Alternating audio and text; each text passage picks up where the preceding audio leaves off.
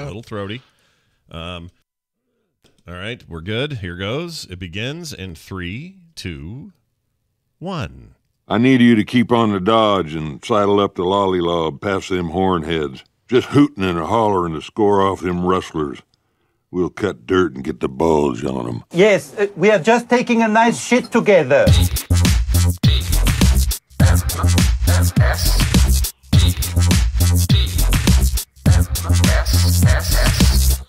The morning stream.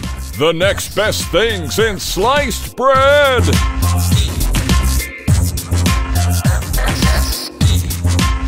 Good morning, everybody. Welcome back to TMS. It is Wednesday, January 6th, 2021. I'm Scott Johnson. He's Brian Ibbett. Good morning, Brian Ibbett. Hi, Scott Johnson. How are you? Fine. Have you noticed that I have no problem remembering the year since it changed over? No problems. No flip-flops. I don't have a problem. That usually happens later, though, doesn't it? Like we all start off really well, and then it's about March or April we start writing the old the old year for some reason. Could be. Like it's fresh. We just experienced New Year's Eve, so it's still fresh in our minds. But then give us about 30 days, and it's like, what year is it again? You see that awesome press release yesterday from it was from the White House, and it had a date up top, and it said January 5th, 2020. So they screwed it up. Always about quality control. This particular they are nothing if not thorough and exact in the old White House. Yeah, that's what you expect from good government. All right, hey, check it out. We're here. We're going to do a show. We got stuff coming up. A little game show with Dunaway. Of course, Tom and Nicole later in the show. A busy Wednesday, I like to say. So much content on Wednesdays. So much prep for me on Wednesdays. I ate a whole pizza yesterday, and I feel guilty about it. A whole pizza? Yeah. Well, it was a mod pizza, so it wasn't like a huge pizza. But those are made for one person to consume. Yeah, but I feel like I looked at it and went, I could split this. Yeah. Or I could save this other half. But then I didn't. Yeah. I went ahead and just kifed the whole thing down. And my kids bought pizza because they were just feeling nice. And I said, "Oh, thanks, Carter and Taylor." They split it. You didn't want them to feel bad. Of course, you can eat the whole thing. Yeah, I could eat the whole thing, and you know. And they said, "Don't feel too bad, Dad. It's government money." She says. Oh. And I said, "Oh, you got your stimulus. Stimulus pizza." So because it's stimulus pizza, I feel like I had to eat it, all of it. I had to eat the whole stimulus. And I did, and now I kind of regret it. I just feel fat and bloated today, and I got the cauliflower thing, but it doesn't matter sometimes. You just eat too much of anything. It's just too much, Well, there's the obvious joke. Every pizza is a personal pizza if you're determined enough or something like that. I can't remember. Is that an actual phrase? That's a thing people say. I love that. So there was a comedian's phrase, and I can't remember. It's like, it's not Stephen Wright. It's someone more recent, maybe Gaffigan or something. Yeah. But seems like a thing. Here's the problem: is that food. If food didn't taste so good, some foods anyway, we wouldn't be fat. Because it'd be like, I am just consuming this food for sustenance. I have completed my sustenance and I can move on. It's like my sister Wendy always says, think of it as fuel and you'll lose all the weight you want. And I can't do that. I can't just look at it and go, there is the nameless gray gruel I will put in my body and obtain all those nutrients I need. Like I can't think of it that way. And I know people can. There are plenty who can. She's one of them. Yeah. She's figured out the way to do it, and she sees food purely as fuel, and therefore she sees it very objectively and goes, "Oh, well, okay, there's some greens there's some protein." Like she's seeing what she needs. What I see is what I want. Exactly. And you finish it and you look at it and say, "Oh, I can imagine the way that next slice of pizza is going to taste, and I want it. I don't need it. I'm not hungry, but I just want that taste." I wonder if you're better off. Here's a weird psychological thing. You know how when you do one of the things they recommend when you're trying to lose weight is to use smaller plates so that the food looks bigger and you feel like you're eating more, even though it's the same amount of food. It's just on a smaller plate. Right. It's kind of overlapping the sides or whatever. Sure. I wonder if the psychology of getting a large pizza and saying, I'm only going to eat a third of it or half of it or quarter of it or whatever, depending on how large the large pizza is, versus, oh, well, it's a small pizza. I don't want to just have that extra 2 slices sitting in the fridge in foil. Might as well just eat it if there's some sort of psychology to that. There probably is. I mean, I'm trying to think if I put, I don't know if I've tried this. If I put less food on a smaller plate, did that actually affect me? I don't know if it did. If I've ever even done that, or if I cognitively, or if I consciously did it and noticed that I did it, maybe I don't even know that I did it. We'll have to experiment around here. That's what we'll do. Yeah, we'll fiddle about. Experimenting. Amy says, do a mindful eating exercise. You'll be so bored with the food, you won't want to eat any more than you need. I'm guessing it's like every bite you think about, like kind of what Wendy had us do early on. Yeah. I remember this one very specifically. She was telling us to eat a banana, but with every bite, think about the journey that banana made to get from the tree to your fruit bowl. To your head hole. Yeah. To your head face hole. Yeah, to your face hole. I've done this before, and it actually does work, but it's really hard to remember to do it. Yeah. Like all mindfulness, it's like you have to really pound your habits in, and I've been bad at that. So, all right, here's my goal.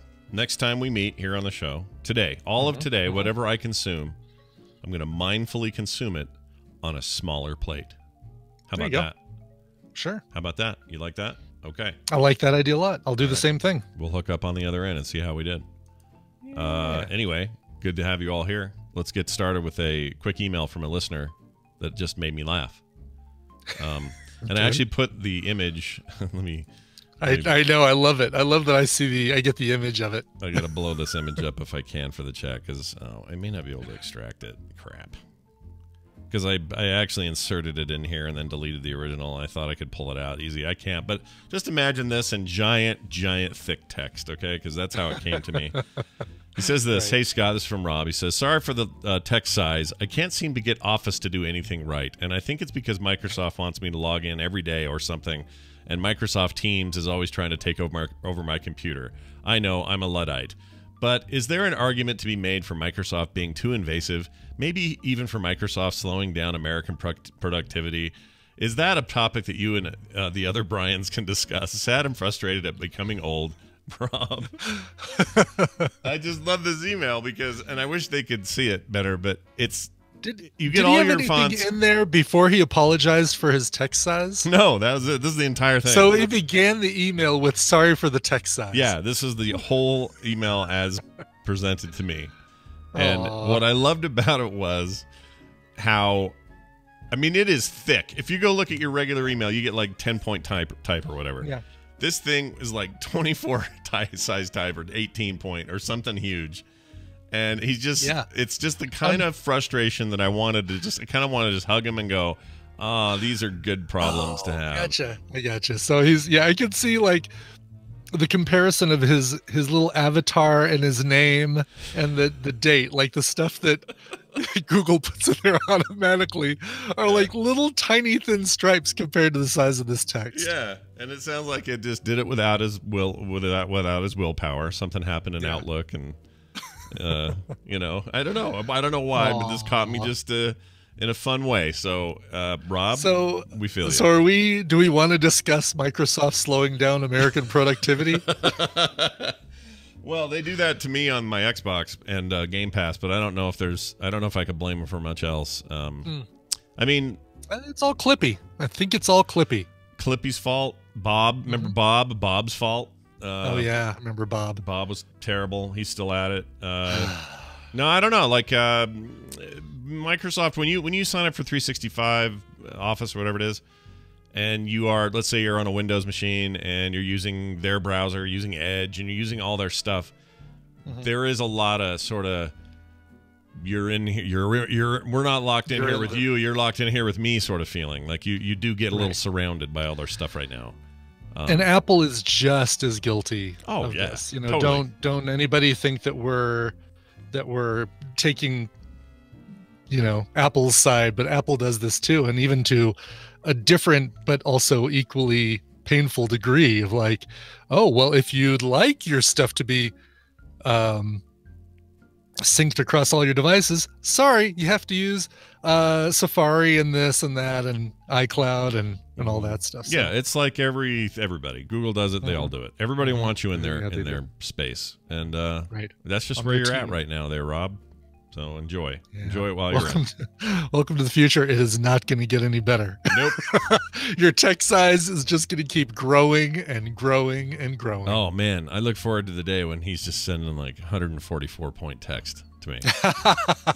That'll be great. You can only fit 2 words in each email. Yeah, it's just going to be a multitude. It'll of say emails. "sorry for," and then that'll be all we got.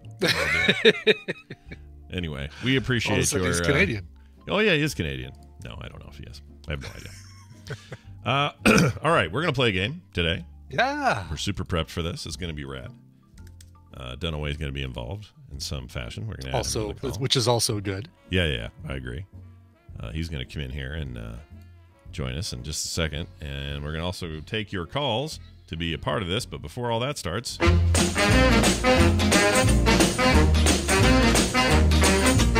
All right, welcome to the show once again, as we do every Monday and Wednesday. Mr. Brian Dunaway, hello. Oh, hi, Scott and Brian. Oh, hi. Oh, hello, Brian Dunaway. How are you? Hey, what? I've been better. I just got up from a 10-hour NyQuil nap. Oh, geez. Oh, no, are you feeling sick? Yeah, I haven't felt well for the last couple of days. I don't believe it's the COVID. Settle down. Everyone calm down. I have allergies, and this is just like old allergy central here. The windows. Sorry. The winter is what I meant to say. Another W word. The winter allergies is kind of the worst allergies because if it feels like you're supposed to have that stuff in the spring and in the summer and stuff, and it sucks when it's in the right. winter. It's that time of year for us where the weather is inconsistent. It's like one day it's like, oh, how'd you like to be 60 degrees? It sounds good. Next day 20. Sounds good. Let's do it. Hey, yeah. How you feel about irregular weather? It's good stuff. It's good times. I'll tell you what else is good times. Playing games with you on the every other day and doing it with a listener who has very patiently sat here and waited for us to ramble. So I'm going to find out who it is right now. Hi, thanks for holding. Who's this?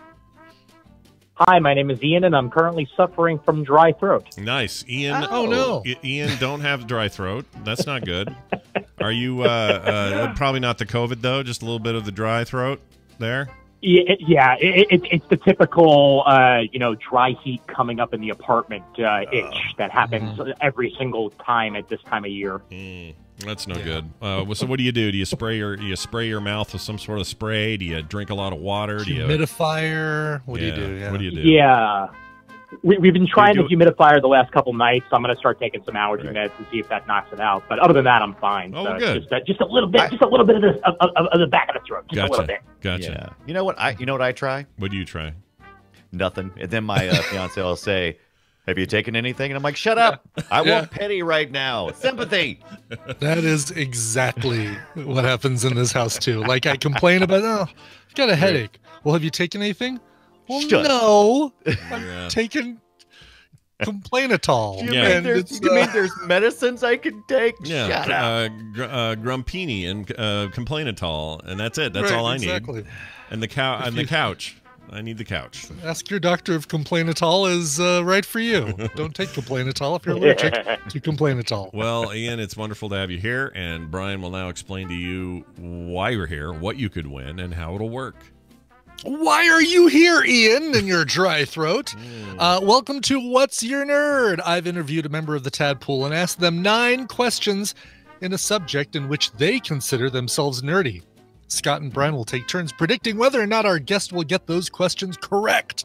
If they predict correctly, they receive a point. The first player to 5 points wins the game.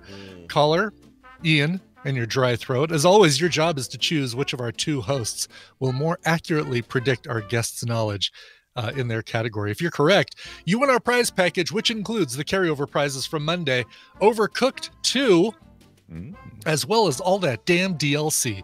Too Many Cooks and Surf and Turf. And today we are adding Goat of Duty. Oh, from the Goat Simulator people. Yeah.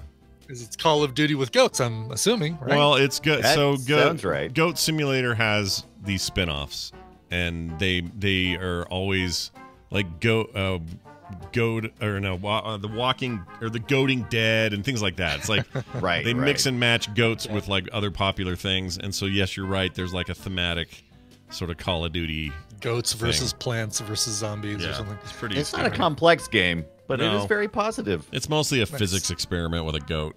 That's pretty much what it is. It's fine though. It's good. People love the goats. The goats are Cool. good. Well, you get that and Overcooked if you correctly predict who's going to win this. But first, let's meet today's special guest and find out what's their nerd. Welcome, Luke Johnson, to What's Your Nerd? Oh. Hey, Brian. How's it going? Good, Hey, man. Scott, How you doing? and listener. Hello. And Brian, don't forget I'm Brian doing good. Dunaway. Yeah, Dunaway's here. Hey, Brian. Oh, hi. So how are you doing? What's new in your world? A new year, another chance for Zoom calls all day long. But I'm excited to be on the show, and I'm excited. I've got a Series X, just like Scott, and I've been using the quarantine time properly for that. So Good. let's hear it for load times. At some point, I'll have a PS5. At some point, not arbitrary, but at some point. I appreciate your low key, approach to it. Right? You hit refresh. Eventually, it's going to be there. Yeah, eventually it'll be there. If it's not, it's not. But that's neither here nor there. You're here because I'm going to ask you a bunch of questions about a topic that you say you're an expert in. What is your nerd? My nerd is the fabulous movie Point Break. And we're talking the original, not this 2015 remake nonsense. I don't even mention it. That's how terrible the remake is. Like, I refuse to believe it exists. Yeah, that makes sense. Awful. When was the last time you watched Point Break? Well, the reason I love it so much is my buddy and I in college had a VCR. Kids, look it up. There used to be a way that we would watch movies.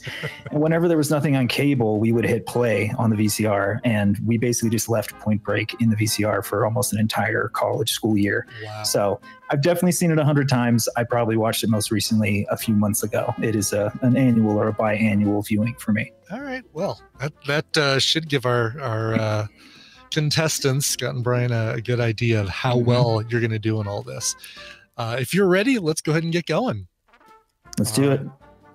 Okay, so that was a little bit of more setup than I usually do, but I wanted you to hear how much he loves Point Break and how recently he's watched Point Break. Not terribly recently, but there was that whole year in college where it was stuck in the VCR. So now that you know the topic, let's go over to Ian. Who do you think between Scott and Brian is going to more correctly predict how well Luke Johnson does with his Point Break knowledge? Well, if it was Mad Max Point Break, I'd go with Scott. But I'm going to go with Dunaway on this one. All right. Cool. I'm all for that combo, by the way. Mad Max. Mad Max, Fargo Road, Point Break. There you go. All right, let's get to this. And who do you want to go first? I'll have Scott go first. All right. Scott. All right. I will So, go Scott, first. I asked Luke Johnson. In addition to directing Point Break, Catherine Bigelow went on to win a Best Director Oscar for what other film? Oh, well, I know this, but I wonder if he would know this because he's not necessarily saying he's an expert in everything about it. But I'm going to go ahead and give him some credit and say, yes, he'll know. Okay, you're going to say yes. Let's find out. Now, did she win it for The Hurt Locker or did she win it for Zero Dark 30? I'm going to say The Hurt Locker. Say The Hurt Locker because that's the right answer. Go. Good job. Ding. You got it. Mm. Ding. All right, very good. Ding. And a point for Scott. Brian, we asked Luke, Johnny Utah played quarterback for what college football powerhouse? I think so. Little Hand says it's time to rock and roll. I'm going to say, knew it. I'm going to say Luke knew what school. Okay. Too cool. Let's hear how he did. That would be the USC Trojans. That's not. I have Ohio State here. Oh, you are right. Ohio State, number 9. My bad. That's I should have run the quote back in my mind. That's okay. No. That's okay. Go Trojans. Oh, damn. Oh, no. You can't account for a brain fart. Nope. You can't. Nope. Exactly. And that's exactly what it was. All right, so we'll stay with you, Brian, because it's 2-1 now. Scott has 2. Or I'm sorry, 2-0.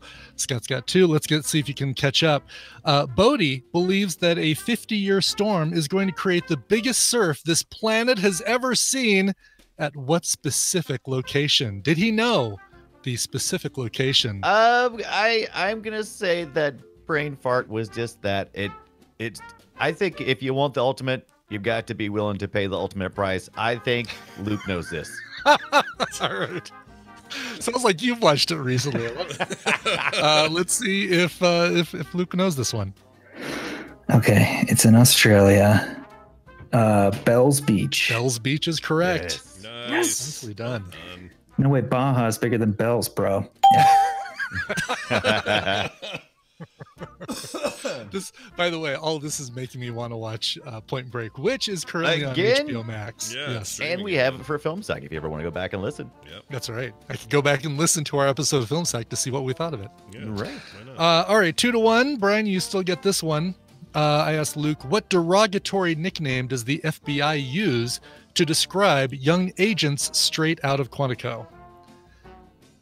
Did he know that? You know that. See, I think I know that, but now I'm feeling like What do you it's think a it trick. is? I feel like it's a trick question now.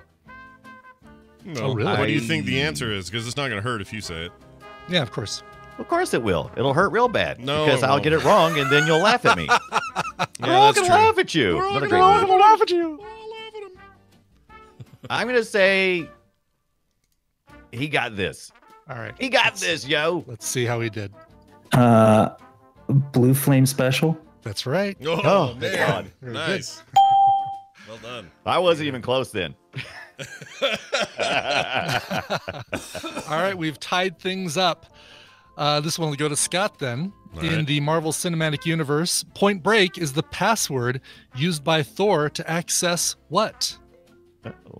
Oh, my gosh. Did Luke know what Thor uses Point Break as the password for? And sorry, did you say one of the Avengers movies, or did you just say the MCU, or what did you say? In the MCU. Just MCU. I can, when I asked him, it's the MCU, but I can tell you specifically that the movie was Ragnarok, but that won't affect.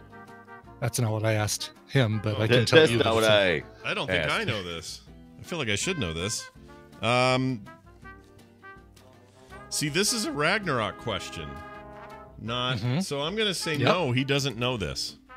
All right. Let's see how we did. This is tricky. What is strongest Avenger? That's Thor to access the Quinjet. That's exactly Damn right. it! Nice. Oh yeah, knowledge is coming out. Frick. That's right. Okay. Yeah, we, when somebody says they're an expert in something, we don't just stay in their little tiny bubble. We figure out other things outside their bubble. This is the right way to do it. This is a Imagine cool how way to play the excited he game. was when they showed that. He was probably like, "Oh, a movie relation." Point Break. I love that movie. Yeah. I don't remember that reference in there at all. I thought I knew a lot It's about when it. Thor is trying to access the Quinjet after he's landed on the planet, and So this is not when Hulk is getting that long shot where he's like riding in the jet. It's no, like- No. no, Okay. and Thor's like, voice activation required. Thor, not declined or denied. Thor, son of Odin, denied. Strongest Avenger, denied. Ah, damn you, Stark. Point Break. Oh, now you know what? It's coming together now. Now I can kind of remember it. That's pretty funny. I need to watch It is really Ragnarok funny. again. Is the answer to this question? I think we all do. Yeah. It's easily good. one of the top 5 So MC good. movies. So Scott, you get this one. I asked Luke about the soundtrack. Featured in the film's soundtrack is "Nobody Rides for Free," the last single recorded by what band? Oh, I don't know it, but that does feel like a thing he might know after hundreds of viewings. So I'm gonna say he knows that one. Okay, let's hear how he did. Wow. I definitely do not know the answer to this one, so I'm going to guess and say Duran Duran. Oh, that's such a great guess. Rat. Good Nice. old, round and round rat. Oh man, Nice. Yeah. Rat. I guess the soundtrack is one place where I'm lacking. I need to focus more on that. Oh man, because all of the next questions are already. I'm sorry, all the next questions are all about the soundtrack. Okay, let's hit it. No, I'm kidding. Okay. He's so laid back. So Luke. laid You gotta appreciate. He's just like so mellow. He's super chill, that dude. Yeah, that's gosh dang it. Okay, I guess I'm up again, aren't I? 'Cause I'm losing. You are up again. In the film, I asked Luke, in the film Hot Fuzz, Nick Frost replicates what Johnny Utah action as an homage to Point Break? These are hard. Well, yes. When you Well, say you're they're an expert nerds. at something, exactly. Right. Scott Life sure has a all sixth right. sense of humor, doesn't it? I'm gonna say he doesn't know that. Okay. That would be when he lays on his back and shoots his gun up in the air and screams. That's exactly right. Gosh Yeah. dang it. A very dangerous move, by the I feel like that's that those have to come down somewhere. I know. You see it all the time. You see it in, Three Amigos. People are, I guess I got to try it and see what happens. Exactly. Oh, he knows Well, it the comes Three down at Amigos. terminal velocity, though, so it's not going to kill anybody, right? Well, if it comes down, it will be terminal velocity, but it would still hurt. It's like dropping a penny from a building. Yeah, that terminal velocity is enough to create some havoc, but it's still not as fast as the bullet firing. from the cannon. Ow! Yeah. I think actually I think a penny is a bad example. There's a lot of surface there and flipping. I think that could be hard for it to reach terminal Plus, velocity. I would think as it goes down, it's probably not going to spin. It's going to go with the least resistance, which means it's going to go edge down. Right. Right. But didn't I see a Mythbusters or something where they dropped a penny from the top of a high building and it went right through the skull of a fake body or something? Something like that. I'm sure Mythbusters has done that one. Yeah. Anyway. Yeah. I can't remember. Oh yeah, Captain Kipper even found the link while you were saying Oh, it. there it is. Yeah. You Penny took drop so man. long. Yeah. I found it.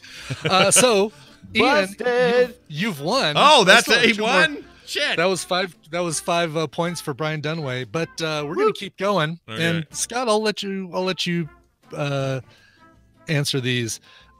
Which rock star cameos as the character named Tone? Oh, I know this. He'll know this. He'll know that. That would be Anthony Kiedis, and I even brought drops. Check it out. That would be a waste of time. Wow. That's great. I've never had somebody do drops on my stuff, so this is perfect. Yeah. Yeah. I pulled that for my own podcast, and I realized it was maybe perfect for today's topic. So He's there you go. not even wearing a sock on his wiener. so that's No, good. no. Wiener sock. Wiener sock. Gosh dang it. You're one radical son of a bitch, Luke. Yeah. And then one last one. While Patrick Swayze's Bodie wears a Ronald Reagan mask during robberies, what three other presidents provide disguises for the heists? It's so I'm gonna looking say for- he's gonna know this, and also I know it. It's Nixon, Carter. Mhm. Garfield. No, who took? Hulk. No, who took over for President Hulk smash! Who was Nixon's VP? I can't think of his name. Ford. Ford. All right. Yeah. Okay. So there's Nixon. Okay, Bodie, where's Reagan? Oh boy. I should have foreseen this question coming up. All right. I'm just gonna say so it's Nixon, Carter, and LBJ. Very good. Damn it! Good job. Yes. I'd be worried there. I figured that'd be like if somebody was going to get a list of point break Yeah. questions, it feels like that's the gimme right there. Yeah, that's right. Yeah. Wow. Okay, I feel Yep, dumb. it was LBJ. Sorry. No, it's fine. I knew it was like a boring white guy. I knew that, so I got it. Nailed it. Very good. Big thanks to Luke Johnson. I guess we recorded this last little bit here. Now we're gonna All that movie watching finally paid off. Yes, it's good. It's good to see results from something like that. Not feel like an entire year of having the VCR was a waste of time. Yeah, that's right.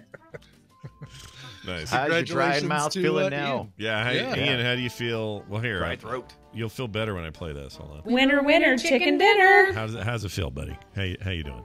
It feels good, and I appreciate the inception of clips that was just going on. Yeah, it'll. Yes, I know. It was clips within drops within clips within drops. It was amazing. Yeah, your life will never be the same.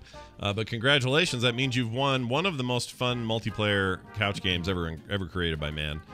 So all you got to do to get it, send Brian an email, coverville@gmail.com, and he will hook you up.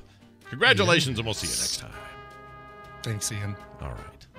Well done. Remember to stay hydrated. And thanks again, Luke. That was great. Hey, Brian, you got anything going on you want to tell people about? Any kind of, Absolutely. If you're not already following me on Twitch, that's where I've been creating all my content lately. Twitch.tv/Brian Dunaway. Nice. Brian, you were correct. I just want to put this out there. The penny drop myth. The myth is the penny drops from a skyscraper, lands with enough force to kill a pedestrian on a sidewalk or embed itself into the sidewalk. They said busted. Firing a penny at terminal velocity, 65 miles per hour or 105 kilometers per hour into a concrete or asphalt disc, and the ballistics gel head of a human failed to result in any penetrations because the speed is just too low and the penny's mass is too small. They even tried, let's see, for comparison, they fired a 6.5 millimeter bullet that split the dummy's skull, but is not. It still wasn't strong enough to go as far as people always said the penny did. So firmly busted. You were correct. Well done. Well, I won splitting a twice skull today. is pretty severe, though. Well, from a bullet, Skulls but are I would kinda hard, I would especially expect that from a bullet. So yeah, but they fire it like that's also a terminal velocity, right? So shooting your gun straight up in the air. Most of the As it mass of the comes bullets back about down. the same. It's about the same as a penny, right? Well, no, they didn't mass shoot it in itself. the air. They shot it down. They shot it Right, but they shot it at what would be terminal velocity. Yeah, correct. To get it there. Yeah. And I think that has to do with mass. Like that's a solid pointed thing. So that mass plus speed plus tapered head means penetration. Penetration. Plus head means penetration. Jamie, whatever. So much for you right there. Yeah, no problem, buddy. I'm happy to give you some freebies. All right, Brian Dunaway, check him out this weekend on Film Sack. We did a boop show yesterday. Everything's good. Everything's great. And he's part of why it's great. We'll see you soon. Bye. Aw. He says. Aw. What was that sound I just heard? Hold on a second. That creeped me out. That was a weird sound. I think something just shifted over there, but that's weird. Weird. I don't like it. Ghost. I don't like it at all, but I do like the news, so let's do the news.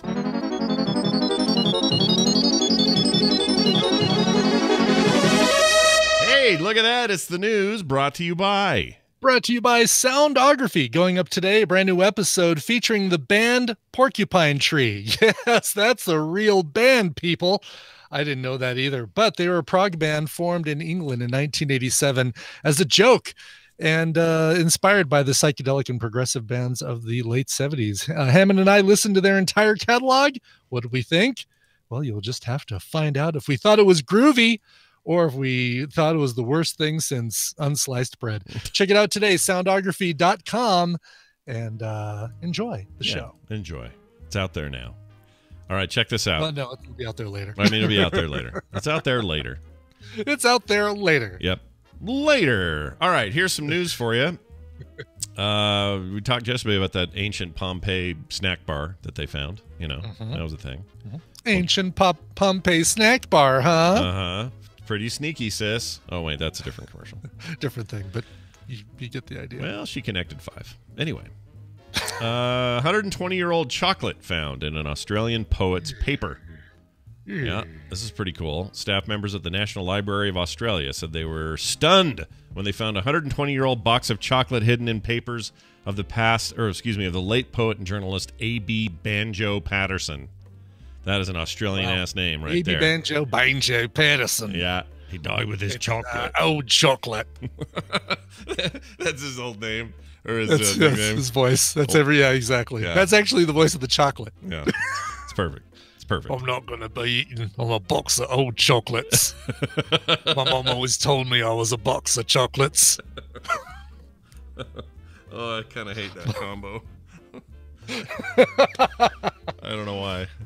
I don't like it. Anyway, says here they were going through the recently acquired papers of the Australian poet when they stumbled upon a souvenir tin filled with chocolate. The chocolate was in its straw packaging and silver foil wrapping. That's how it used to be. You used to put straw in there. We'd keep it all dry and stuff. Actually, we just got some cheese from a Vermont cheese mill that my dad sent as part of our Christmas gift. Some amazing, old crumbly blue cheese and some really stinky birch rind, and it's good stuff. That sounds great. Anyway, it all came in a wooden box that was filled with straw. Oh, that's cool. You can, And, now you ice can hide packs. your you can keep your weed in there. Yes. That's where you keep We'll your save the wood box to keep our weed in there. Yep. Brilliant. Let's see. It is believed Patterson most likely bought the chocolate from one of the soldiers while working as a war correspondent in the Sydney Morning Herald and The Age. There was quite a lot of interesting smell when we unwrapped it, says National Library Australian Conservator Jennifer Todd. That person has 2 first names. She does. It was an old tin of chocolates belonging to Banjo, with the chocolate still wrapped in the box. Patterson never referenced the chocolate bar in his writing, but the commemorative chocolate tins became a trading item at the front. So people would like, I'll give you a cigarette for one of your chocolates, they'd say. Right, exactly. Yeah. Chocolates, I don't know this. I don't know if they spoil or not, but I know after a while they get like a little bit of a white, kind of a surface patina, kind of a change in color on the outside. Like a dog poo. Dog poos do that on the grass. That's true. Out in the frozen wasteland, out in the chilly winter air, they get that white. But I don't think that that it tastes bad. Like, I think I've still had chocolate that had that on it, and it's fine. It's my buddy who runs the candy factory up in Georgetown said, no, it's it's natural. Older chocolate gets that, but it's still fine to eat. Well, let's ask the question. If you were presented with Banjo's chocolate here, would you... 105-year-old chocolate. 120... I'm sorry, 120-year-old chocolate. Yeah, 120-year-old. Yes. Would you just eat it? Or what? What would you do? I don't think I could do it. It's too old. Yeah, I think I would. I think, because I don't think chocolate spoils. Yeah, maybe. That may be true. If it does doesn't chocolate spoil? Because I really wanted to know. It might be like bitter, like the most bitter thing you ever put in your mouth, like a freaking ancient. Chocolate doesn't have an official expiration date, but it does have a sell-by date. In most cases, it's perfectly fine to eat chocolate past the sell-by date, depending on how it's stored. Yeah. There we go. Okay. So maybe you'd do it then. Maybe, I don't know, maybe I wouldn't now that I know that, because I don't think this was stored very well. Nope. It was stuck in a bunch of books and papers and stuff. But the straw was there, so I don't know. Anyway, Ken Kipper says it will mold. So if it molds, obviously I'm not eating it. Nothing wrong with a little extra penicillin in your life, right? Just stick it in and. Here we go. Over time, chocolate may change in appearance and develop a thick white film, but it's still perfectly edible. Of course, a taste test is the only way to tell if the flavor has been affected. So, the only way to tell if it's bad is if you taste it, which does not feel like a good way to tell if something's bad. Well, what if you could cut around? It's too late if you've done that. You could cut around that chalky white layer thing. You could scrape the layer, the outer layer off, and it'd be totally fine within. Yeah. Yeah. Now, if there's a cherry in there, one of those weird ones, no way, dude. Oh, no way. Yeah, no. If it is anything but just solid chocolate, then I might do it, but just made me I hungry wouldn't for do chocolate. I can't eat regular chocolate now, but I can have dark occasionally. That sounds so good right now. Oh, I don't even like dark chocolate. That sounds good. All right, a new invention. This is important stuff for the future of this planet. Cow burp catcher. Cow burp catcher. Yeah, this is a thing that could help reduce methane emissions by 60%. That is a lot of methane emission savings.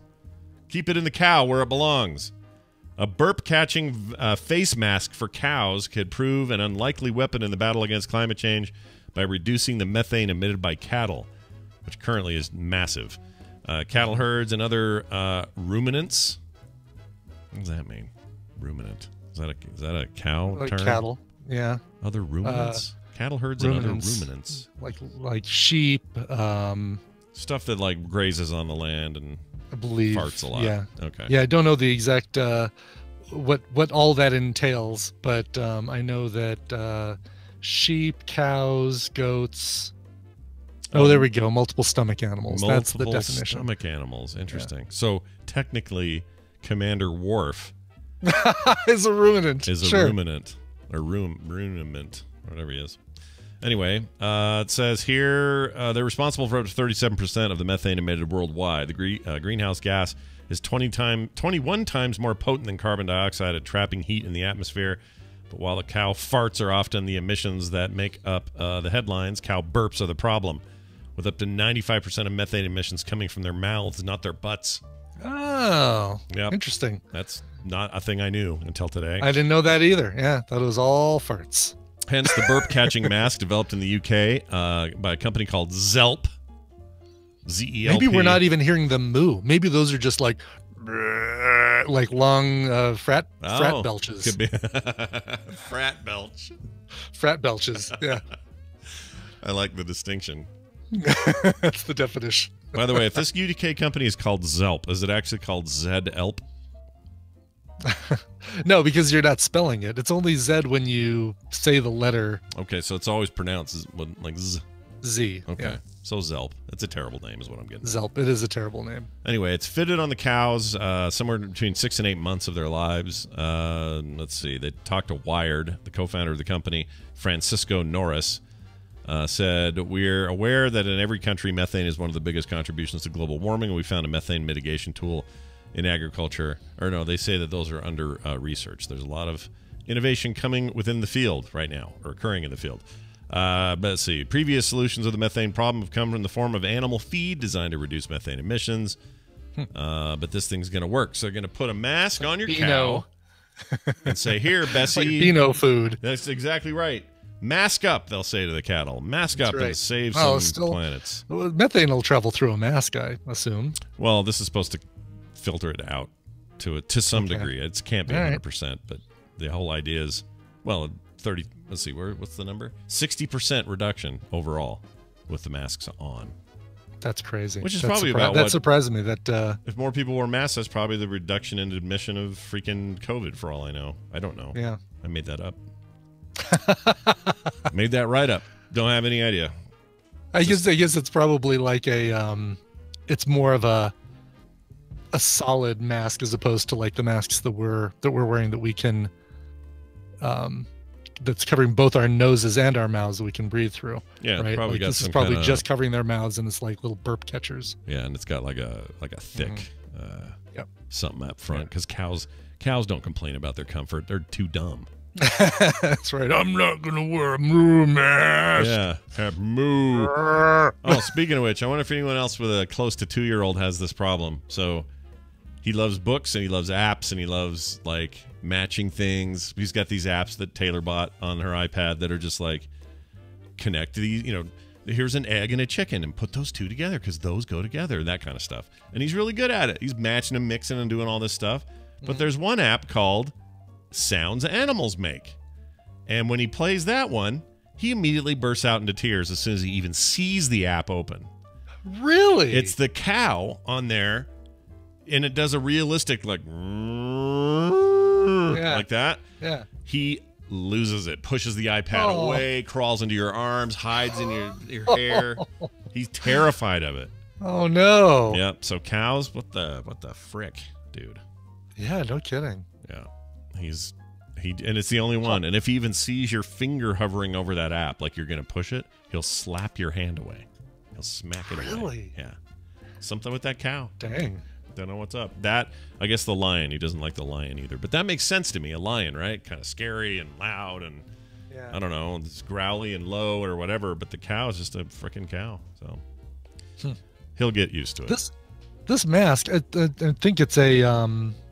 I can't tell. This looks like it's a...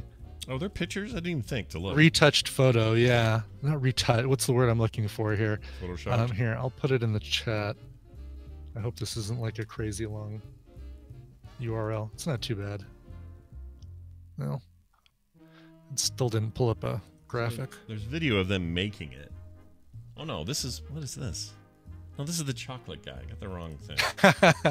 I put it in our Discord, the mask. Okay. Which doesn't cover their nose or their mouth. It looks like it like sucks up the methane. Like the arrows I know are fake. Thank you, Claire. But I'm thinking that the whole thing might be photoshopped in. I can't tell, or if that really is a photo of them wearing it. It took me 3 copies of a link to get it right. Oh yeah, look at that. Yeah. Oh, I can't tell either. I think that's real. But obviously the arrows aren't real. But obviously the arrows, yes. Yeah. Duh. But I think the other part might be. Well, if that's all it is, that doesn't look that fancy. No. Wouldn't affect their breathing or anything. No. But how does it know? How does it know to suck up the methane? I mean, is it just constantly hoovering the top of their head? Yeah, I don't know. More data needed. Yes, exactly. More data. Yes. All right. Let's do this now. This story. Okay. Brian, when's the last time you ate an icicle? Were you a kid? Was it a long time ago? Yeah, I was a kid. Yeah. Okay. So was I. It's a long time ago. Everyone did. That's just a rule. When you were a kid, you ate an icicle once in a while. Yep. Well, if you lived in a snowy place, I guess. If you're in California, I don't know what to tell you. But according to a meteorologist in Iowa, they went viral with a TikTok video that showed off why you shouldn't be eating those icicles that come in the winter. And the reason was that it's, there's a few things, but one of them is they're hanging off your gutter, and your gutter collects a bunch of stuff, including bird poo. There's so much bad, like the bacteria from rotting leaves. I mean, it's the worst. Maybe that's how we built up our immune systems, but everything dripping off of that thing is bad. It's like insects and dead stuff. A bird that you don't even know is dead, or its nest full of freaking baby bird poo is up the thing and has been trickling down there all winter, and you're just licking on that thing. So anyway, she put it under a microscope and showed it off, and it's sure enough just packed with crap. I mean, it could have been stabbed into William Sadler's head by Bruce Willis. You never know. I mean, it's certainly... You don't know where that icicle has been. You really don't. I forgot he did that. Is that weird that I forgot that? Actually, it wasn't William Sadler. It was another one of his henchmen. No. Oh, he didn't do it to Sadler. No. How did Bruce Willis off Sadler in Die Hard 2? My only memories of that movie. Blow him up in a plane. That's right. It was like the plane that had him in there. He lit the. Oh, and then he shot up in the air in his seat. Right. After, the flame followed it up into the sky, and the fire followed the fuel trail. Yeah, it's a super dumb moment. It is, but we were okay with it back in '95 or whatever it was. Yeah, whatever it was, we were okay with it. But those, my only memory of that movie is his wife and the reporter guy from the first movie are on the same plane. That's all I remember. She tases him in the bathroom because of the restraining order. Yeah. that kind of, I remember it bugging me because I just remember thinking, what are the chances? Because he was in the bathroom using the sat phone to give away the secrets that they had found out on the plane. I can't remember. That was dumb. Just the fact that they're on the same plane. Like, come on. Right. How are you really going to do that? Are we going to have that throwback from the first movie? I don't know. Annoyed me. Yeah.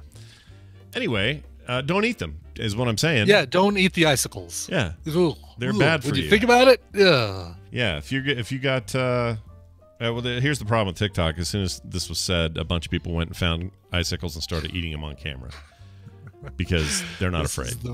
Yeah.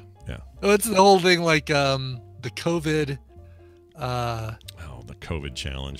Challenge. Put an orange on your stove, burn it, char up the outside, then open it up, eat the insides mixed with brown sugar, and that's how you tell if your taste is coming back. Right? Really? From COVID? Yes. I had not heard that. That's really weird. I've looked at a grand total of maybe 5 videos on TikTok. How have I seen this and how have you not? I know, because I eternal scroll on that thing some nights. Like last night, I was on there for a long time, laughing my head off. I will sit there with Carter and we will just share back and forth dumb things we're seeing. Right. And you'd think I would have seen that, but yeah. Have not. Yeah. Have not. All right, here's the challenge where it shows you an animal and you've got to make the animal sound.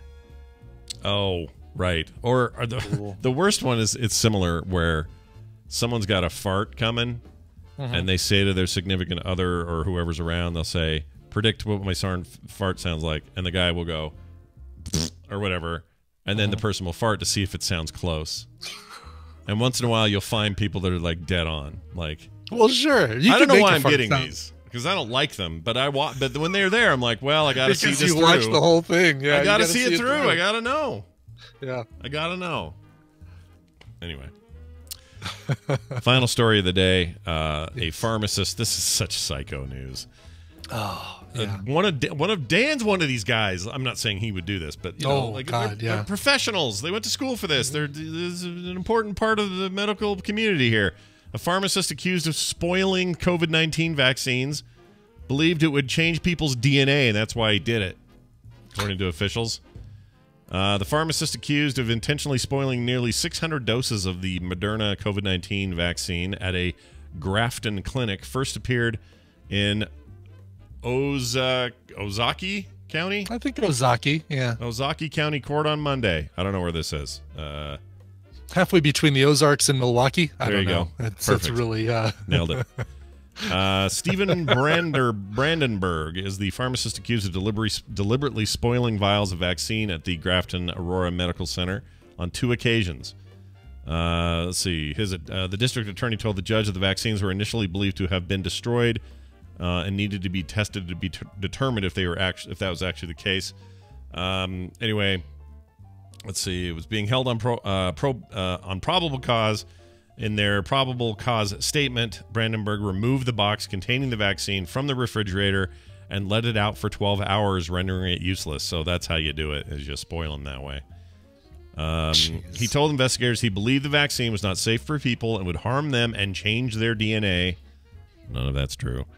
The probable cause statement said he was an admitted conspiracy theorist, although they're the best. They're the best. Medical professionals have reportedly stated that the mRNA COVID vaccines do not alter a person's DNA. Can't believe you have to say that. Brandenburg was arrested on the 31st on charges of first-degree recklessly endangering safety and adulterating a prescription drug. Adulterating. Should that be altering? No, adulterating. What does that mean? Adulterating. Changing it. Changing the makeup of it. Adulterating. Right. And now I need to learn today. So we're gonna confirm this definition.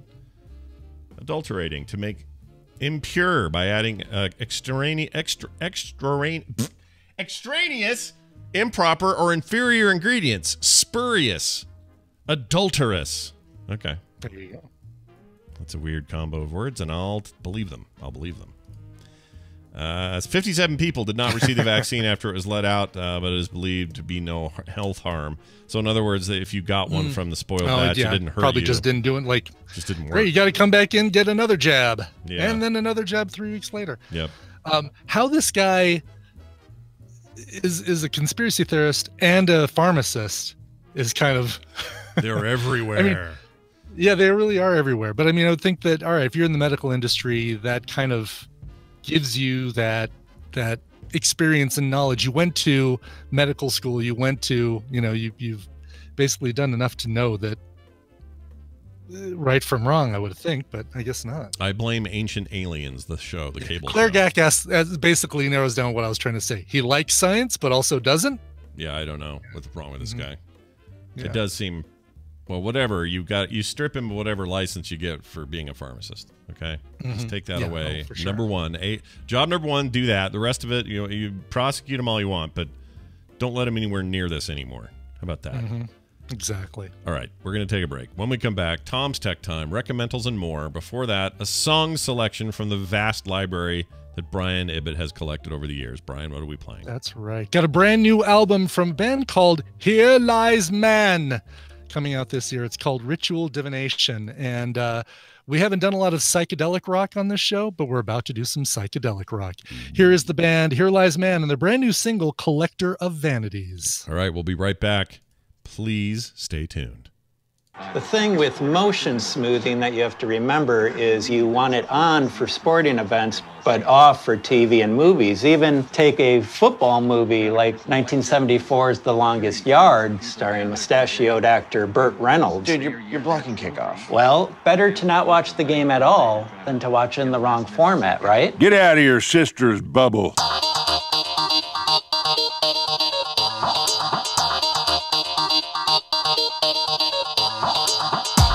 The Morning Stream. the sugar and cream in your coffee. Aw.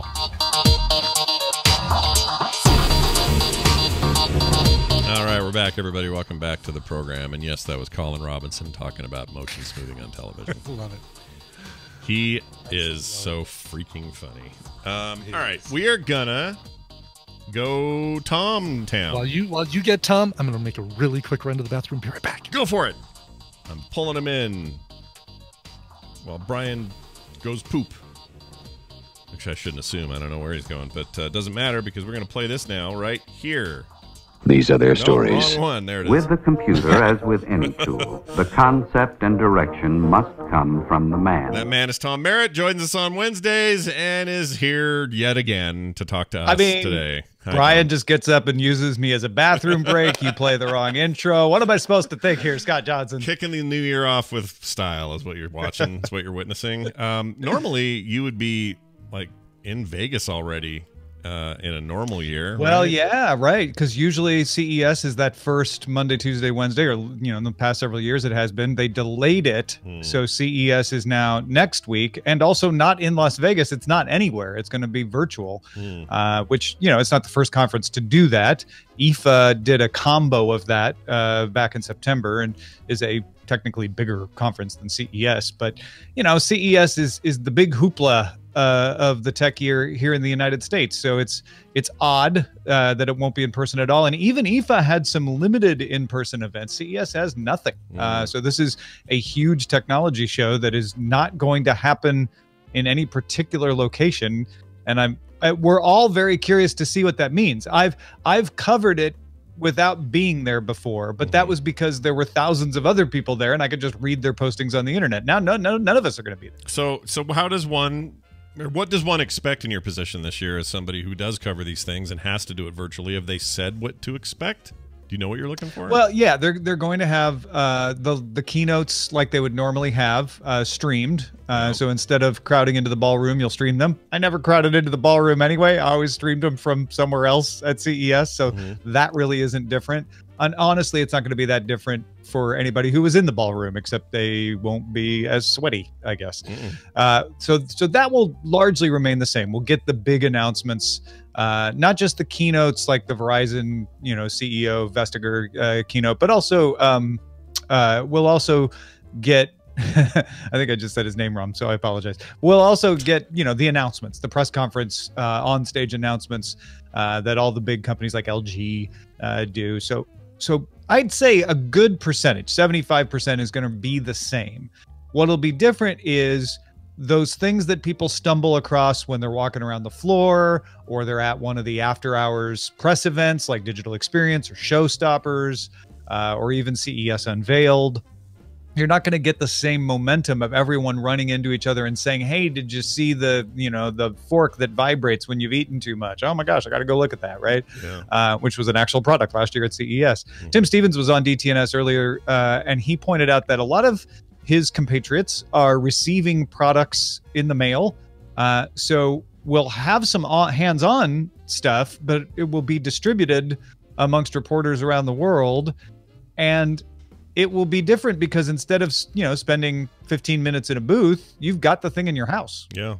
Yeah. That's a big change. So when you, every year CES is famous for, I shouldn't say famous for this, but every year it seems like it's always like, hey, there's this one thing that really popped, or one thing everyone expected to see, and there were tons of it. Whether back in the day it was super thin TVs or 4K when that was a thing, or whatever the hot new innovation is. From whoever, or the thing that everybody's bringing to the table. Is there one of those this year that you've been keyed in on and we're all supposed to be super stoked about? No, I mean, it always feels like the same trends, but then when you go back and you look over the past 4 or 5 years, they slowly change.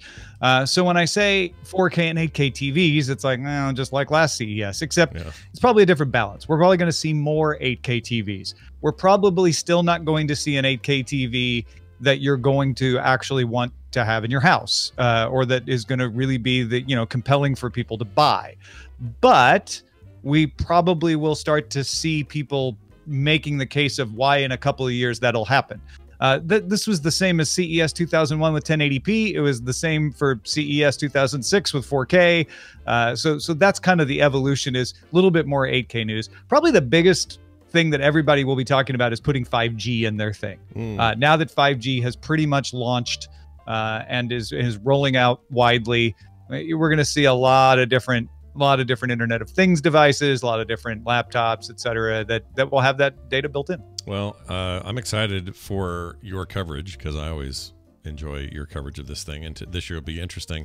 Could people just go to like Twitch or YouTube and see this stuff live, or is this closed, password only? Like what's a lot of it will be available. You'd probably want to go to CES. I think it's CES.com. It just kind of auto populates when I when I go in there, or search CES 2021, and they'll have a lot of links out. So it may not be all on YouTube, but it will be out there for people to view. But there will also be private stuff. Yeah, it's CES 2021. Oh, CES.tech. Oh, they got the .tech domain. Oh, the .tech. Yeah, because the CS.com just goes nowhere. Squatted.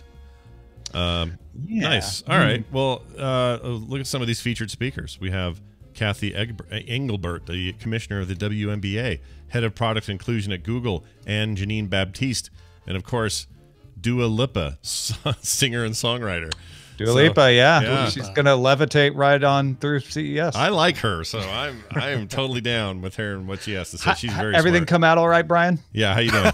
Just fine. Yeah. Oh, good. Okay, good. So that's fantastic news. I've been back for a while, just being nice and silent because I don't want to interrupt. Yeah, well, no worries. Well, good. Well, I'm again, DTNS will be my source of most of this information, and today I'll be on the Daily Tech News Show. Is there anything else going on in and around any of this stuff that you want to mention today? Yeah, I think one of the things we'll be talking, well, two of the things we'll be talking about today will be the executive order that the president signed against 6 or 7 different Chinese apps, including Cam Scanner, which is the first app to be banned by the president that I have on my phone.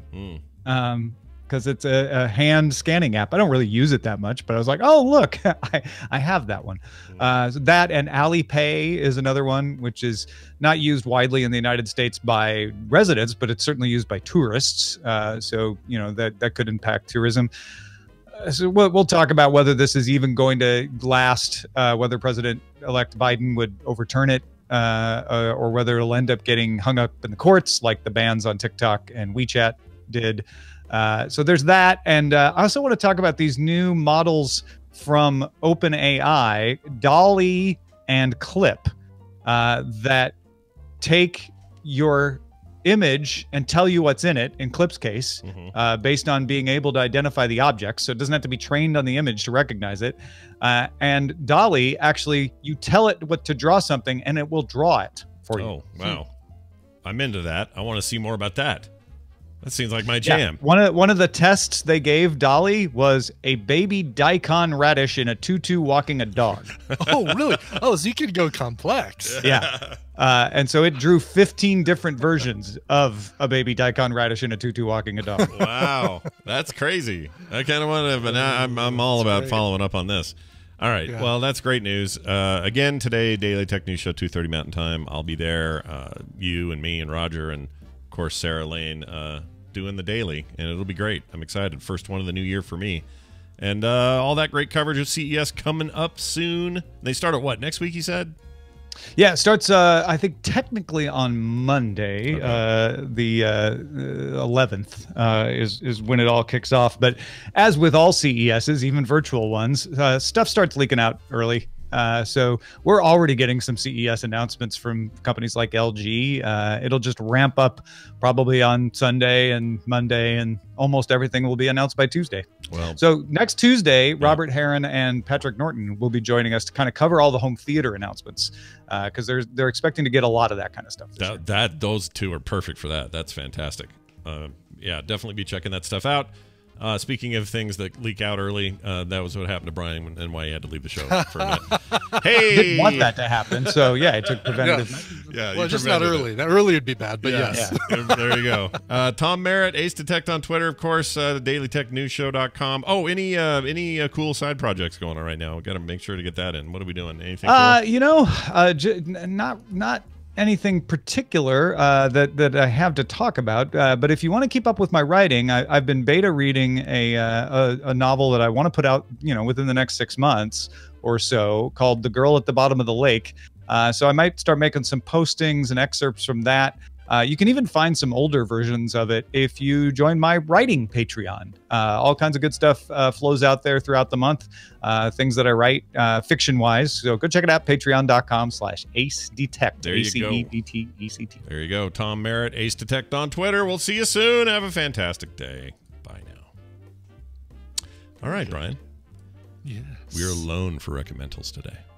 You and I. Oh, we're Nicolas. Yeah, she just texted us and said school stuff for the kids, priorities. She went, Mark! And then... Yep, exactly, as it should be. Yeah. So we're going to do that on our own today. And totally it starts, fine. Yeah, totally fine. And it begins with a little music here. That's right. That music means it's the Scott and Brian edition of Recommendals, things we've seen on streaming services over the last week that we want to make you go watch. And tradition states we start with Brian. He's got a couple recommendals today. Let's start with number one. How do you want to set this one up? Number one is a series. I believe it came out this summer, maybe even spring, but took us a while to get to it, and I'm glad we finally got to it. That sounds like something I might like, so I'm going to play it now. Yes. And we'll find out what it is. I'll try to guess. Emperor Peter, I present this branch of spruce. It is an evergreen, and I hope it will be a symbol of our feelings for each other. That we will be constant and caring all our lives. She gave me a twig. She's not another inbred, is she? It wasn't mentioned. I assure you I am of sound mind, sir.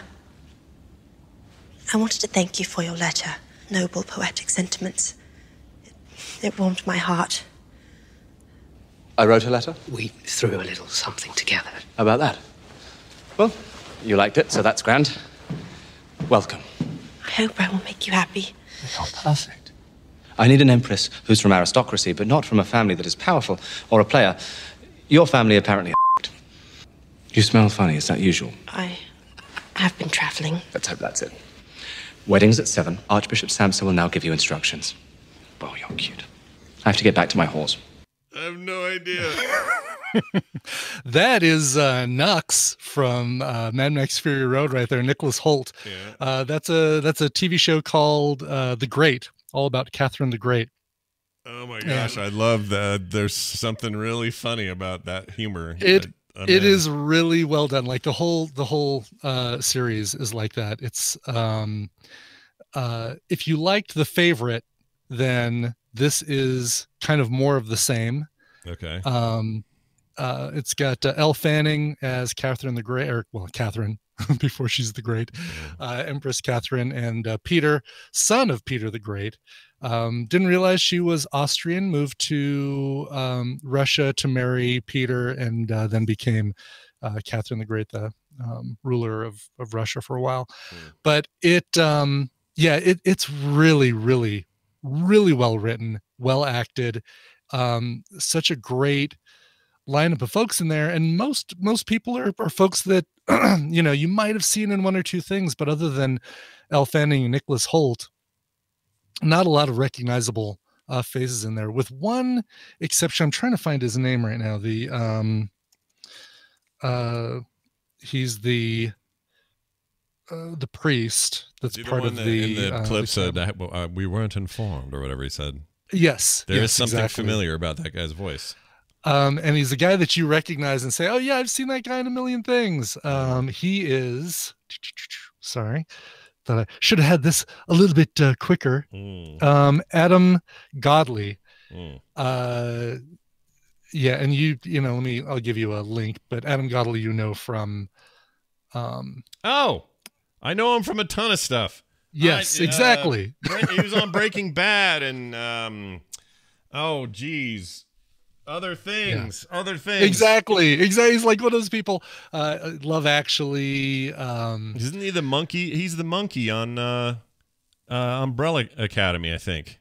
He's the voice. Oh, I think you're right. Yes. I think so. I think that's right. Yes, he absolutely is Pogo. He absolutely is the voice and then does also the motion capture. Yeah, I like this guy. He's got a creepy way about him. The Blacklist and Homeland and this sounds like my jam. This is so funny because I just saw I saw a period-based series with Kim that I really disliked. It was called Bridgerton. I'll just put it out. It's a brand new thing, Bridgerton. Yeah. Yeah, really didn't like it. But I wanted to because I like period piece stuff. And I really hated it because it's a romance novel. And it's based on a romance novel, and I get it, and it's fine. And Kim liked it, and I can't stand this sort of stuff. But I like period piece, what you've described, and that clip tells me that this is way more where I want to be. It's got such a great sense of humor, and it's a mostly accurate retelling of the story of Catherine the Great, including the whole rumor about her and a horse. Oh, really? Okay. Yes. They broach that subject. They broach that subject. Okay. And, I mean, Ellie Fanning really fakes an accent real well. She's great. God, she does. She does such a great job. Yeah. And and Nicholas Hoult, we Holt's love him. awesome. The Beast. He's great. Nux. He's everything he's in. He's great. He's great in everything, and he's stupidly handsome. Like, go away with your perfect face. He's just too good looking. I like him though. Right. I like him. Yes. All right. Great one. First, that's our first one down. What's our next one? By the way, it's on Hulu, and the whole thing's there. And there's a little bit of nudity, but very, very, very little nudity. A lot of swearing. Oh, all right. Bring it on. And everybody says huzzah all the time. All the time. Huzzah. Huzzah. Really? Oh, They huzzah. say huzzah. Yeah. Okay. Huzzah. Huzzah. Let's have it make a comeback. Let's get huzzah back. I'm fine with that. I think we should make a comeback of huzzah. Huzzah. Sure, why not? All right, is this second one a movie or another TV show? Second one is also another TV series. This one's HBO Max, and you'll probably recognize at least one of the voices in this clip. All right, here we go. Oh my God, Baccarat! Video roulette, video poker, video blackjack. Wait. Okay, Nora. You can sit with us if you want, or you can find your own table if you'd rather have some space. What? Oh, this is what we do in Atlantic City. We sit in the food court and we watch K-dramas all day. Then we turn in our vouchers for cash. You guys gonna come all the way to Atlantic City and not gamble? You could be doubling your money, Grandma. The house never wins. That is wrong. I can't believe you guys come here and just sit here when there's a million fun things to do out there. It's the whole world. We have craps, slut machines, parcheesi tables. This is awesome. And you guys just sit here the whole time? Oh, yes. Except one time we all pooled our money to get a male prostitute for Helen as a joke. They had lunch together, maybe some light fingering, but otherwise we just keep the money. I don't have any idea. I thought that was SpongeBob at first. I don't know who that is. The voice, that voice, the high-pitched grandma voice is Lori Tan Chin, who you'd recognize from Orange is the New Black. She was Mi Chang, the Chinese con in prison with all the women. All right. But the other voice you're hearing is Aquafina, who plays her granddaughter. Okay. And this is Aquafina is Nora from Queens, and it's basically, I don't know. I mean, it's kind of like Atlanta and Insecure in that you've got a central character who's loosely similar to their acting character, but you're seeing a fictionalized version of their life. And so she lives with her grandmother and her dad, who is B.D. Wong. Oh, I love B.D. Wong. He's great. Yep, and he's great in this. He's like the most mellow B.D. Wong character you've ever seen. And it's really, really funny and very awkward at times. I guess maybe in a little bit of like Curb Your Enthusiasm kind of thing going on, where you know Larry David is kind of like that character, but it's definitely a dramatized, fictionalized version of his life. This is interesting. I'm looking at the rest of this cast. There's a few people in here Bowen, I really like. Bowen Yang, you recognize, Saturday Night Live cast member, Bowen Yang. This is HBO original. This is, I think, there was some Comedy Central stuff. I take that back. It did premiere on Comedy Central in January, and then that's how it became part of HBO Max, because I guess it's got a... This is hilarious. I was just talking about how that sounded like SpongeBob the grandma. Yeah. Aquafina was a voice in the SpongeBob movie Sponge on the Run. Was she really? Yeah. She didn't do SpongeBob, but that's just kind of a weird combo of things. That really is. Huh. I like her. She's pretty freaking funny. I didn't even heard of this. This is all new to me, this show. Yeah, it really snuck in under the radar, and it's a 10 episode first season, and it's oh wow. So I Am Sci-Fi says it's the only live action original that's staying with Comedy Central. Oh, interesting. Really? Weird. Yeah. Okay. But yeah, they're half-hour episodes. You get the whole thing on HBO Max, and it's really funny and at times very awkward. I like awkward humor. Yeah. Makes me and laugh. And Awkwafina's great. I mean, I loved her in Crazy Rich Asians, and she was in Ocean's 8. Ocean's 8, yeah. Right? She was in. She's a great bottle of water. That Awkwafina. But she spells it like awkward, which is the point, right? Right. Yeah. Yes, I think so. Yeah. Such a weird thing. It's also weird having your name in there, in the title. Awkwafina is Nora from Queens. And her real name. Not only, I mean, you get two of her names because her real name is Nora. Yeah, it's Nora Lum, right? But so you get both of her names. Yeah, that's hilarious to me. All right, cool. Here's my recommendal for the week. So this is something that I just caught myself watching with Kim. I didn't think I was going to care, and I ended up really liking it. And we're only a season in. There are 2 more to go. It just ended its run. So there's all your hints, Brian. 3 seasons long. Here's the clip. 3 seasons long. You just finished the first season. Yeah, something Kim would like that I would think I wouldn't, but end up really liking. There's your other hints. All right, here you go. All right. They're coming to get you, Barbara. Barney Kinkle, the only person you're gonna scare is yourself. Gotcha. Good night, Harvey. In the town of Greendale, where it always feels like Halloween, there lived a girl who was half witch, Absent omen. half mortal, who, on her 16th birthday, would have to choose between 2 worlds, the witch world of her family and the human world of her friends. Happy birthday, sweet 16. And that girl is me. Probably obvious. Yeah, at first I was like, is it Scream Queens? Oh wait, Greendale. I know it's not Community because that lasted for longer than 3 seasons. That's not Britta or Annie talking there. Yep. So that's The Chilling Adventures of Sabrina? Yep, the one on Netflix. It's Netflix original. Don Draper's daughter on it? Yes, that is who that is. Yeah, she's Karen Shipka. Yeah. She has such a weird... She's very young, but she has a very old soul kind of face. Mm-hmm. And it's hard to explain, but it really adds to that. It's perfect for the character because that is that character. It's like this smart, plucky, no nonsense sort of person who's not your normal 16-year-old kid, and she pulls that off beautifully. I think she's perfectly cast in it. But what a big surprise this was for me. Now I know there are fans of the series who I have heard rumblings lately that the 3rd season that just ended, people weren't happy with the way it ended. But I'm sure happy with the way it's going. It's very, very good. And it's like legit creepy and legit freaky.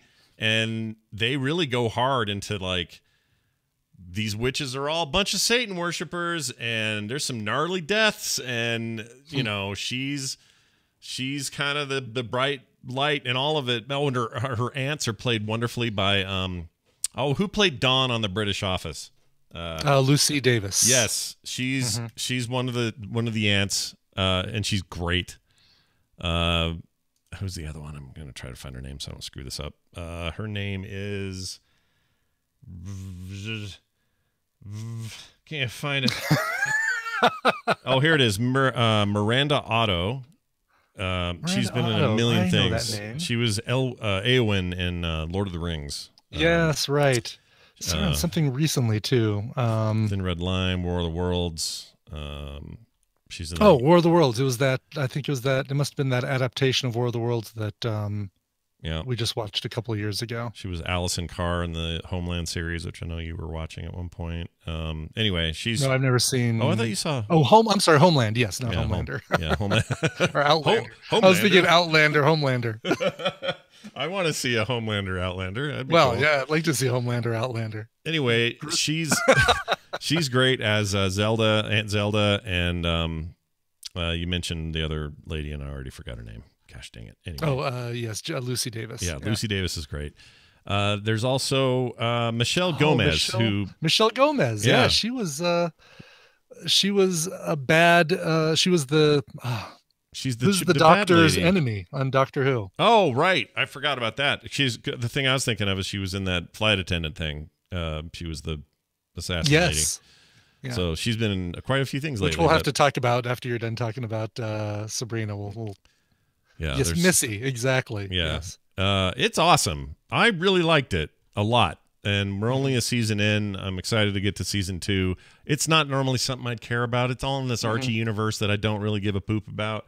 Like, it's not, whatever. But there's something about this thing. It's something really well. I mean, all the acting is like top notch. The scares are real. Like, it's a legit effort. Like, it's just very good. And I came away so surprised by it. So I'm going to recommend it. It started in 2018, just finished this year, and is called The Chilling Adventures of Sabrina, available now wherever you get your Netflix.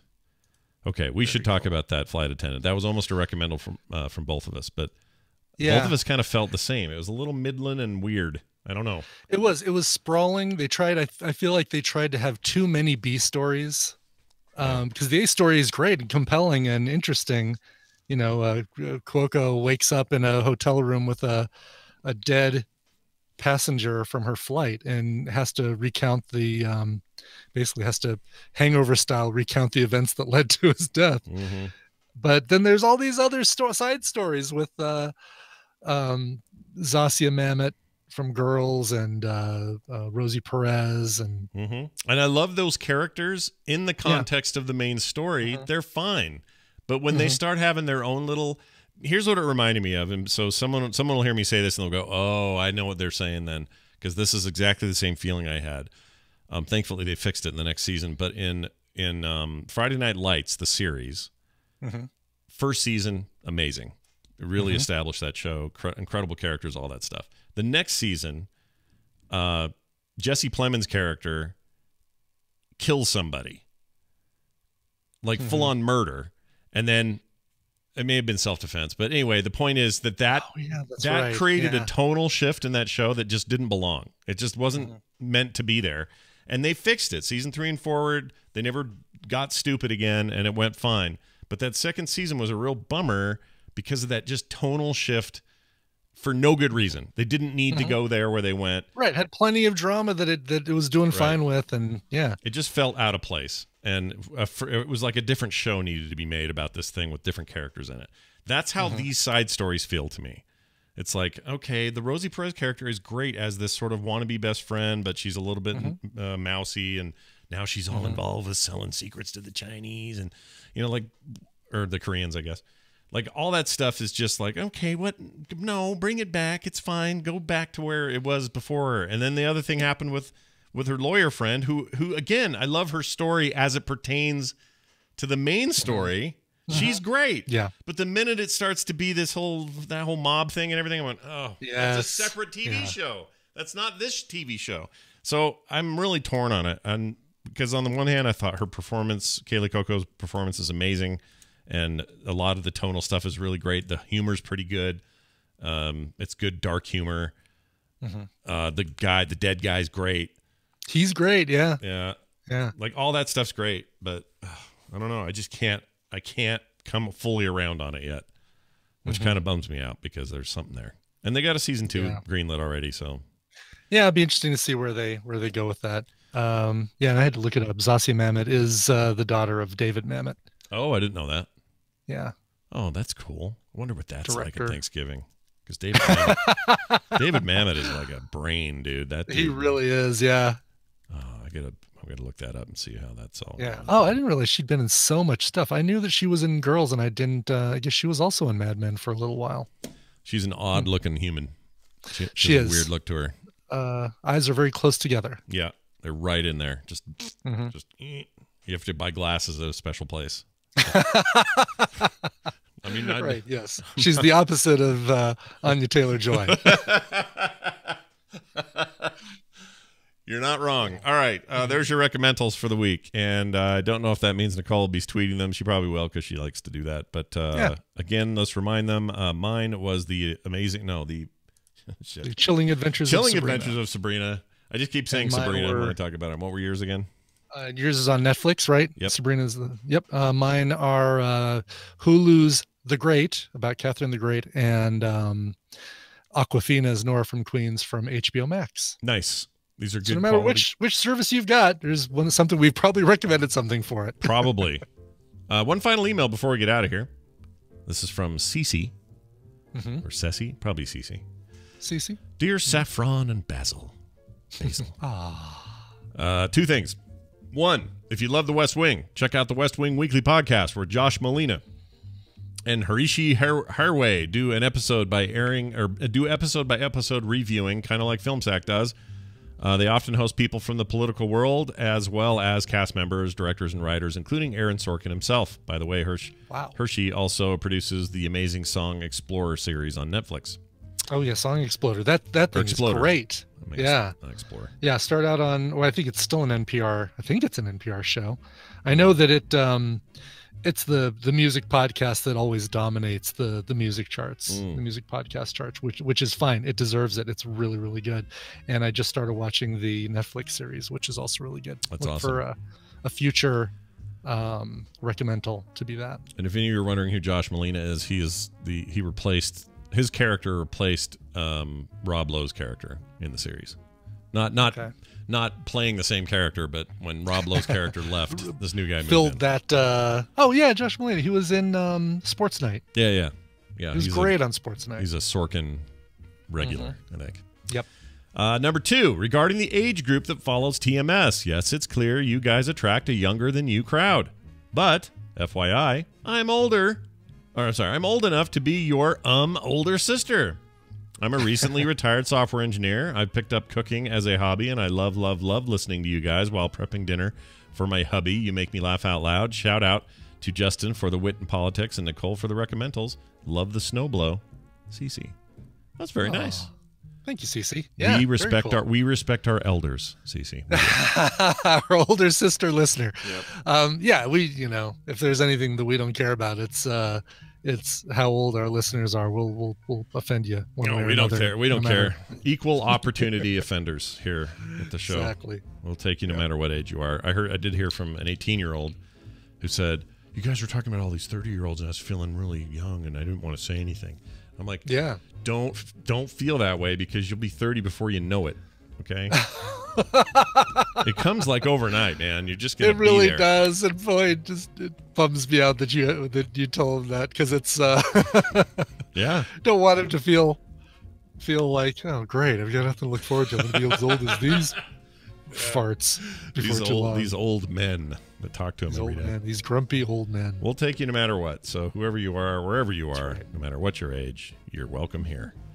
Okay. Always. That's it for the show. If you would like to support this nonsense, we would really appreciate it, because it's how we keep the lights on here at TMS Central. Go to patreon.com/TMS. And for all else, we're at frogpants.com/TMS. We're going to leave now, but we can't do it without a song request from Brian Ibbett. We absolutely do. And Scott, I know you're a big fan of this one. Adam, aka Hubert, in the chat says, "Hey, S&B." Boy, not even trying, Adam. Just S&B. All right. Back on April 1st, you played a song for me on my first day of unemployment. This week, And this was middle of last month, middle of December. This week, after almost 9 months, I'm starting my new job. Even though I didn't work through as much of my PS4 backlog as I wanted to, I'm excited to get back to work with this new opportunity. Any song about going back to work or celebration or whatever would be great whenever you have an upcoming opening. Love the show, though. Do dogs have brains? Because I seriously wanted to know. Oh, they want dogs have brains? Crap. Yeah. Do I have that here? I do. Here it is. Brains. Okay, here we go. Oh, I have a choice here. I got to make sure. Okay, here we go. My favorite. No, that's not it. Do dogs have brains? Because I like seriously wanted to know. There you go. I wonder how she's doing. Hope she's well, that lady. Oh yeah, for sure. Yeah. All right. So he said, really, pick something, whatever. But if it could be about getting back to work or celebrating or anything like that. Listen, I've played so many going back to work and job songs that I've run out. Plus, I just really love this song and wanted to play it on the show. This was actually number 7 or 8 in the Coverville countdown this year as far as the 40 best covers of 2020. If you have not checked out those episodes, they're the best ones of the year, really. If you're a brand new listener, go check them out at coverville.com. So good. This is a cover of the song New Slang, originally by the Shins, covered here beautifully and perfectly by Samantha Urbani. She did this as part of a Stereo Gum project called Save Stereo Gum. Basically, you made a donation to help the website Stereo Gum, and you got this downloadable album of several dozen artists covering other artists. I mean, it was a no-brainer for me. Plus, I really like Stereo Gum, so it was an easy decision for me to make. But here it is. Here is New Slang by Samantha Urbani. I mean, I can't overstate this. I've not been able to go a day without listening to this cover. I love it. It is that much. really, really good. Yeah. My whole I don't know what the song means. I don't know if it's celebrating or I'm looking at the lyrics right now and I still can't figure it out. Yeah. Well, I hope you get blood in your fries or whatever it is. Blood in your bones. Dirt in your fries. Yeah, dirt in your fries. There you go. All right. Here it is. Enjoy. We'll see you guys tomorrow for a Thursday edition of the show. Should have Wendy and all that stuff. So check us out then. We'll see you then. This show is part of the Frog Pants Network. Frog Pants Network. Get more shows like this at frogpants.com. Hello, boys. Hello. Hello.